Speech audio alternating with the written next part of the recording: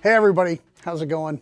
Emmett again. At Haven for Heroes, as you can see, there's some holes in the wall. Been selling a lot of books lately, so that's a good thing. Today I want to talk again about CGC. This is a little bit about a deep dive of who is CGC, right? CGC is under the Certified Collectible Group, right? There's a lot of grading going on under the Certified Collectible Group, NGC and so forth, and a lot of the purchases they've made is all under that now. So who is the Certified Collectible Group and who owns them? Well, I know if you've read the Bleeding Cool article that like the really cool thing is they put in there that Jay-Z and his group own 3.33%. So just over 3%. Blackstone and the Vanguard Group own all the rest. Well, who are these guys? Well, Vanguard is the second largest mutual fund management company, and they have about $1 million, I'm sorry, did I say million? I meant to say trillion dollars in the stock market. And who's Blackstone? Well, if Vanguard's number 2, Blackstone probably be considered number 1 with $10 trillion on the stock market. Why do these guys want a grading company? And now that they just keep buying and consolidating and consolidating and buying and consolidating. Just recently, when I was doing some research, Certified Collectible Group has graded since 2021 90 million items. 90 million.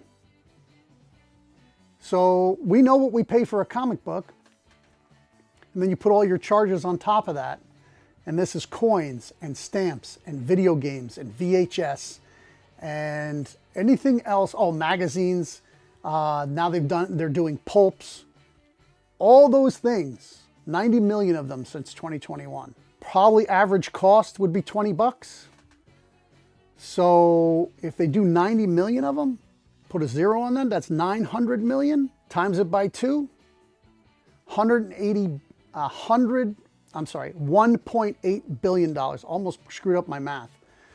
$1.8 billion in profit. That's probably more than the comic book collecting community spent on comics last year.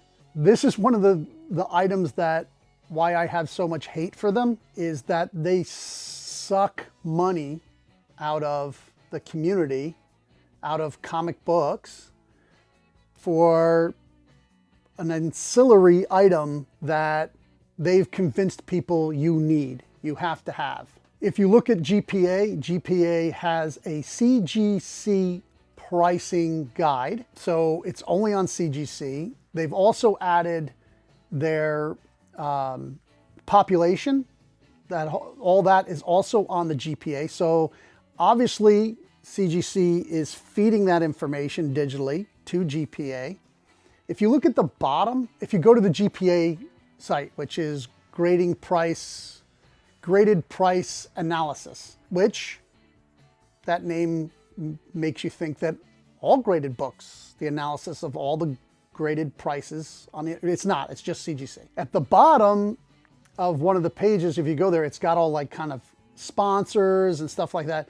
And CGC is down there, and a lot of other comic book companies, like comic shops, and another price guide company is down there who uses their information to put on their website. I think Thorough would tell you, follow the money. They all need to prop up and keep you buying CGC, whether it's a better product, a good product, or even a product that isn't cheating people, because it is a billion-dollar business.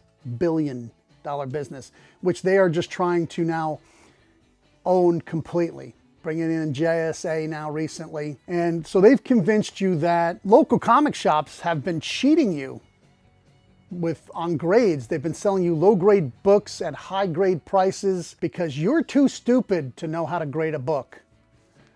Probably you could find one of these just about in any comic shop you want to go to. You can find an old one. This is the 37th edition, which is probably, I don't know, 8 years old maybe, if not more. Maybe 11 years old. It doesn't matter about the price guide in it.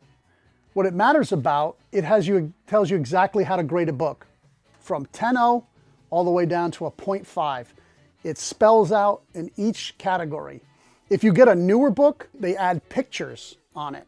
And I believe there's several places on the internet that shows you examples of what they mean when they talk about stress, rip, spine tick, all those things. And then they have pictures also. If you Google it, probably in about a day, you'd have a good enough knowledge where you could question a dealer.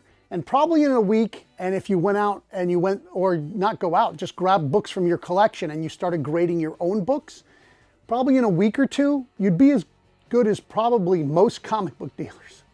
You know, we've seen thousands and thousands of books, but there's so many of them, we're not grading every single book. Like, I'm not really taking my time to sit down and really pour over a book that's $1 book, right? $1 book is $1 book. Doesn't matter whether it's a 10 or a 0.5.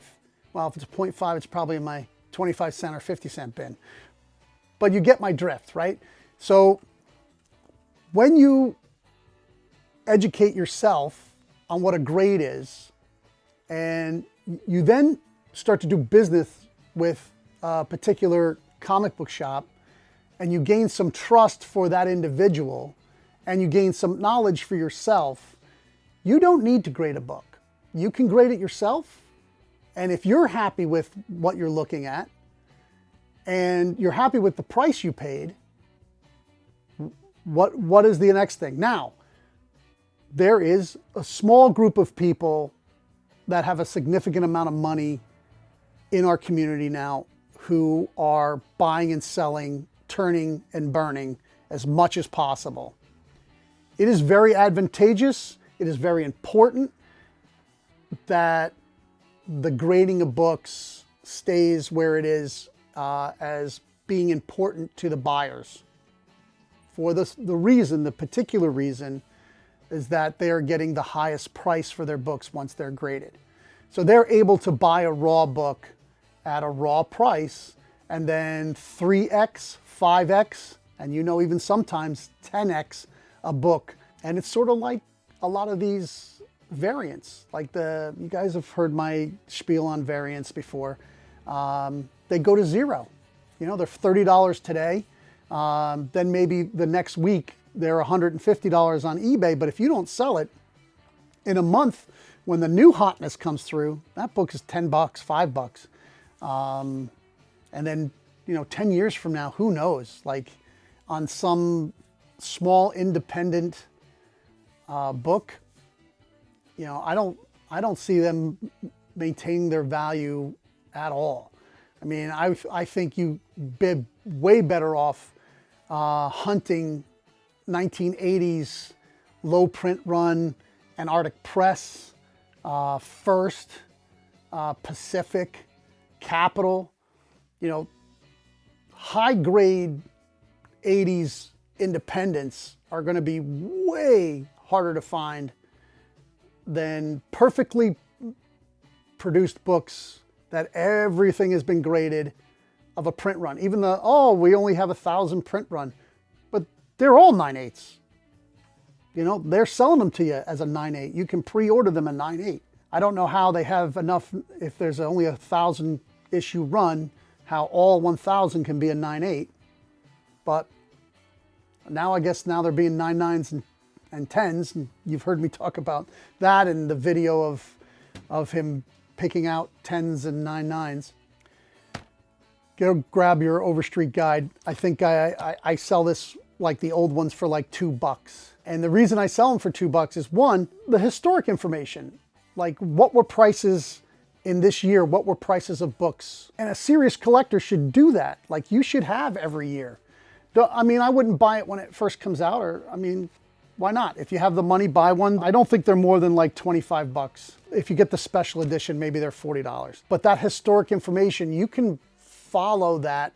It's just like the stock market, right? And you can see the percentage. And I'm not talking about books that they had a movie made of, or an artist passes away and it gets a bump, or any one of the thousands of things that can make these bump now. I'm talking about iconic stories that have lasted the whole time, important books, first appearances of important characters that have been around for 30, 40, 50 years. That is a thing you can follow in these books. So, you know, buy it for the learning how to grade and save it for the historical information on pricing. I was just looking at one from the 80s not too long ago and crying how if when I was young I was buying older books instead of newer books, how rich I would be if I would ever sell something like that. But like, you know, you could get, you know, early Avengers books from the 60s, you could get them for like 20 bucks. I think number one was maybe a $50 book. You could get crazy stuff in the 80s because that kind of collecting hadn't come through yet and the values hadn't been seen. Know who you're purchasing from, right? It just seems to me as that the companies that are investing in this, there's no like mid-level.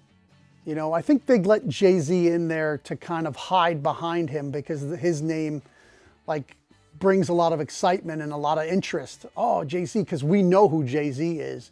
But Blackstone and then Vanguard Group is not a person, right? We don't really know who they are. But you can Google them and look at who their board is and look at their investment portfolios, and you can go, what are they doing investing in a grading company? I don't know. You know, these guys think way deeper, and you guys have listened to me. You know, I'm a little bit of a philosopher in my own mind about deep thinking, but these guys about money, they think deep, brother, deep. They don't care what it is if they can make $1 on it. You know, if you could certify poop, if they could just put poop in a plastic container and say, we found this was John Lennon's poop. It's been certified. DNA will be next. That'll be next. You'll get a little plastic chewing gum that's spit out by baseball players in the MLB, and they'll have it in a little plastic container graded. Like, oh, we tested it, and it, you know, this is how many epithelials, how many links of DNA are in this chewing gum that proves it's, you know, I don't know if you guys remember, if you're young enough or old enough, I mean, old enough to remember somebody sold Luis Gonzalez's chewing gum from a ball game, and it went for a ridiculous amount of money in it. And that kind of all went away. People weren't trying to rush around and get chewing gum after that, but maybe we're headed that way. Let's see if maybe Blackstone and the Vanguard Group also own a DNA company, which will go under the Certified Collectibles Group, right alongside CGC and NGC. And did they buy?